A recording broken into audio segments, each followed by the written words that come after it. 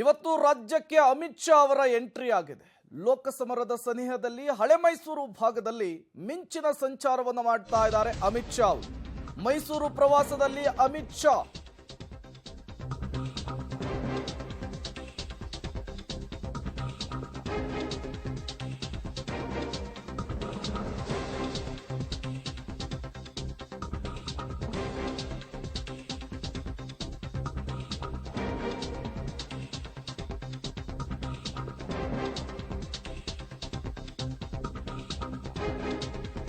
ಬಿಜೆಪಿಯ ಚುನಾವಣಾ ಚಾಣಕ್ಯ ಅಮಿತ್ ಶಾ ಹಳೆ ಮೈಸೂರು ಭಾಗವನ್ನು ಪ್ರವೇಶ ಮಾಡಿದ್ದಾರೆ. ಹೆಲಿಕಾಪ್ಟರ್ ಮೂಲಕ ತೆರಳಲಿಕ್ಕೆ ಸಮಯ ನಿಗದಿಯಾಗಿತ್ತು. 20 ಕಿಲೋಮೀಟರ್ಗೆ ಹೆಲಿಕಾಪ್ಟರ್ ಯಾಕೆ ಅಂತೇಳಿ ರಸ್ತೆ ಮಾರ್ಗವಾಗಿಯೇ ಪ್ರಯಾಣವನ್ನು ಬೆಳೆಸಿದ್ದಾರೆ ಶಾ. ಅಮಿತ್ ಶಾ ಅವರಿಗೆ ಸಾಥನ್ನು ಕೊಟ್ಟಿದ್ದಾರೆ ಕೇಂದ್ರ ಸಚಿವ ಪ್ರಹ್ಲಾದ್ ಜೋಶಿ, ಜೊತೆಗೆ ರಾಜ್ಯ ಅಧ್ಯಕ್ಷ BY ವಿಜಯೇಂದ್ರ ಅವರು. ನೀವು ಕೂಡ ವಿಜುವಲ್ಸ್ ಅನ್ನು ಗಮನಿಸ್ತಾ ಇದ್ದೀರಿ.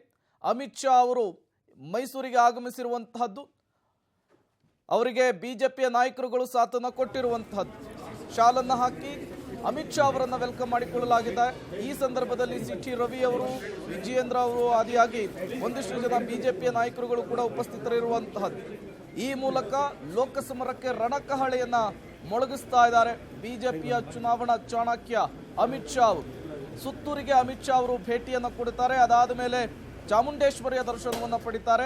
ಅದಾದ ಮೇಲೆ ಹಳೆ ಮೈಸೂರು ಭಾಗದಲ್ಲಿ ಈ ಬಾರಿ ಕಮಾಲು ಮಾಡಲಿಕ್ಕೆ ಬೇಕಾದಂತಹ ಸಿದ್ಧತೆಗಳ ಬಗ್ಗೆ ಒಂದು ಮಹತ್ವದ ಸಭೆ ಆಗುತ್ತೆ. ಈ ಮಹತ್ವದ ಸಭೆಯಲ್ಲಿ ಬಿಜೆಪಿಯ ನಾಯಕರುಗಳ ಜೊತೆಗೆ ಸುದೀರ್ಘ ಸಮಾಲೋಚನೆ ನಡೆಯುವಂತಹ ಸಾಧ್ಯತೆ ಇದೆ. ಸೀಟು ಹಂಚಿಕೆಯ ವಿಚಾರಕ್ಕೆ ಸಂಬಂಧಪಟ್ಟಂತೆ ಇವತ್ತೊಂದು ಅಂತಿಮ ನಿರ್ಧಾರ ಹೊರಬೀಳುವಂತಹ ಸಾಧ್ಯತೆಗಳು ಕೂಡ ಇರುವಂತಹದ್ದು. ಲೋಕಸಮರಕ್ಕೆ 2 ತಿಂಗಳು ಬಾಕಿ ಇರುವ ಬೆನ್ನಲ್ಲೇ ನಿನ್ನೆ ಅಧಿವೇಶನ ಮುಗಿತಾ ಇದ್ದ ಹಾಗೆ ಅಮಿತ್ ಶಾ ಅವರು ಫುಲ್ ಆಕ್ಟಿವ್ ಆಗಿದ್ದಾರೆ. ಫಸ್ಟ್ ಬಂದಿದ್ದೆ ರಾಜ್ಯಕ್ಕೆ, ಹಳೆ ಮೈಸೂರು ಭಾಗಕ್ಕೆ, ಸಿದ್ದರಾಮಯ್ಯನವರ ಅಖಾಡಕ್ಕೆ. ಅಲ್ಲಿಂದಲೇ ಲೋಕಸಮರಕ್ಕೆ ರಣಕಹಳೆಯನ್ನು ಮೊಳಗಿಸ್ತಾ ಇರುವಂತಹದ್ದು. ಶತಾಯ ಗತಾಯ 20ಕ್ಕೂ ಹೆಚ್ಚು ಸೀಟನ್ನು ಗೆಲ್ಲಲೇಬೇಕು ಅಂತೇಳಿ ಬಿಜೆಪಿ ನಿರ್ಧರಿಸಿದೆ.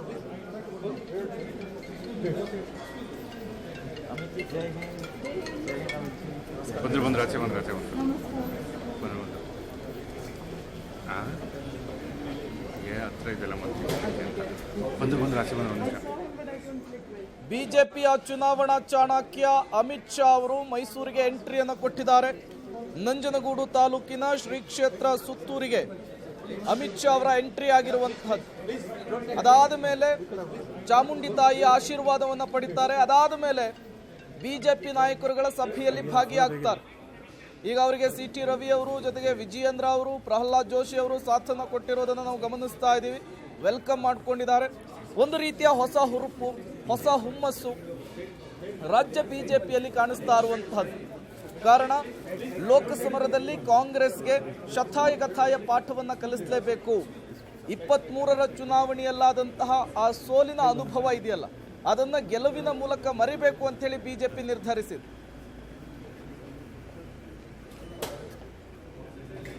ಮತ್ತಷ್ಟು ಡೀಟೇಲ್ಸ್ ಅನ್ನು ಕೊಡ್ತಾರೆ ನಮ್ಮ ಪ್ರತಿನಿಧಿ KP ನಾಗರಾಜ್, ನೇರ ಸಂಪರ್ಕದಲ್ಲಿ ಜಾಯಿನ್ ಆಗಿದ್ದಾರೆ. KP ನಾಗರಾಜ್, ಅಮಿತ್ ಶಾ ಅವರ ಎಂಟ್ರಿ ಮೈಸೂರಿಗಾಗಿದೆ. ಮುಂದಿನ ಅವರ ಕಾರ್ಯಕ್ರಮಗಳ ಬಗ್ಗೆ ವಿವರಣೆಯನ್ನು ಕೊಡ್ತಾ ಹೋಗೋದಾದ್ರೆ ಪ್ರೇಮ್, ಈಗ ತಾನೇ ಅಮಿತ್ ಶಾ ಅವರು ಮೈಸೂರಿನಿಂದ ಸುತ್ತೂರಿಗೆ ತೆರಳಿದ್ದಾರೆ. ಮೈಸೂರಿನಿಂದ ಮೊದಲ ಕಾರ್ಯಕ್ರಮದ ಪ್ರಕಾರವಾಗಿ ಮೊದಲು ಚಾಮುಂಡಿ ಬೆಟ್ಟಕ್ಕೆ ತೆರಳಬೇಕಾಗಿತ್ತು, ತದನಂತರದಲ್ಲಿ ಸುತ್ತೂರಿಗೆ ತೆರಳಬೇಕಾಗಿತ್ತು. ಆದರೆ ಈಗ ಆ ಒಂದು ಕಾರ್ಯಕ್ರಮಗಳಲ್ಲಿ ಕೆಲವೊಂದಿಷ್ಟು ಬದಲಾವಣೆಗಳಾಗಿದ್ದು ನೇರವಾಗಿ ರಸ್ತೆ ಮಾರ್ಗವಾಗಿ ಮೊದಲು ಹೆಲಿಕಾಪ್ಟರಲ್ಲಿ ಮೈಸೂರಿನಿಂದ ಸುತ್ತೂರಿಗೆ ತೆರಳುತ್ತಾರೆ ಅಂತಿತ್ತು.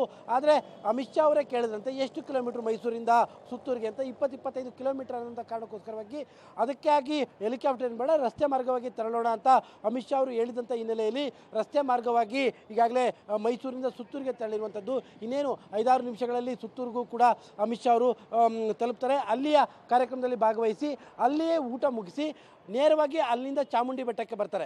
ಚಾಮುಂಡಿ ಬೆಟ್ಟಕ್ಕೆ ಬಂದು ಚಾಮುಂಡಿ ತಾಯಿಗೆ ಪೂಜೆಯನ್ನು ಸಲ್ಲಿಸಿ ತದನಂತರದಲ್ಲಿ ಮತ್ತೆ ಮೈಸೂರಿನ ರಾಡಿಸನ್ ಹೋಟೆಲಲ್ಲಿ ಮತ್ತೆ ಬಂದು ಆಗ ಸಭೆಗಳು ಆರಂಭವಾಗುವಂಥದ್ದು.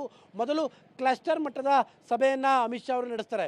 ಕ್ಲಸ್ಟರ್ ಮಟ್ಟದ ಸಭೆ ಅಂದರೆ ಮೈಸೂರು, ಚಾಮರಾಜನಗರ, ಮಂಡ್ಯ ಮತ್ತು ಹಾಸನ ಈ 4 ಲೋಕಸಭಾ ಕ್ಷೇತ್ರಗಳಿಗೆ ಸಂಬಂಧಪಟ್ಟಂಥ ಪ್ರಮುಖವಾದಂತಹ ನಾಯಕರುಗಳನ್ನು ಅಮಿತ್ ಶಾ ಅವರು ಭೇಟಿ ಮಾಡಿ ಅವರಿಂದ ಈ ಒಂದು ಭಾಗ ಭಾಗದ ಈ ಕ್ಷಣದ ರಾಜಕೀಯದ ವಾತಾವರಣ ಹೇಗಿದೆ ಅನ್ನುವಂಥದ್ರ ಬಗ್ಗೆನೂ ಮಾಹಿತಿ ತಿಳಿಸಿ ಅವರಿಗೆ ಸಲಹೆಗಳನ್ನ ಕೊಡುವಂಥದ್ದು.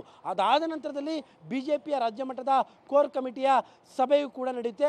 ಆ ಸಭೆಯಲ್ಲಿ ಒಟ್ಟಾರೆ ಕೇವಲ 4 ಕ್ಷೇತ್ರ ಮಾತ್ರ ಅಲ್ಲ, ಒಟ್ಟಾರೆ ರಾಜ್ಯದ 28 ಲೋಕಸಭಾ ಕ್ಷೇತ್ರಗಳಿಗೆ ಸಂಬಂಧಪಟ್ಟಂತಹ ಮಾಹಿತಿಗಳ ಬಗ್ಗೆಯೂ ಕೂಡ ಚರ್ಚೆ ಆಗುತ್ತೆ. ಸಂಜೆ ಅವರು ವಾಪಸ್ ಹೋಗ್ತಾರೆ. ಹೀಗಾಗಿ ರಾಜಕೀಯದ ಮಟ್ಟಿಗೆ, ರಾಜ್ಯದ ಬಿಜೆಪಿ ರಾಜಕೀಯದ ಮಟ್ಟಿಗೆ ಲೋಕಸಭಾ ಚುನಾವಣೆಯ ಹೊಸ್ತಿಲಲ್ಲಿ ಇವತ್ತಿನ ಮೀಟಿಂಗ್ಗಳು ಬಹಳ ಮುಖ್ಯ ಎನಿಸಿದೆ. Prem, thank you KP Nagaraj ತಮ್ಮೆಲ್ಲ ಮಾಹಿತಿಗಾಗಿ.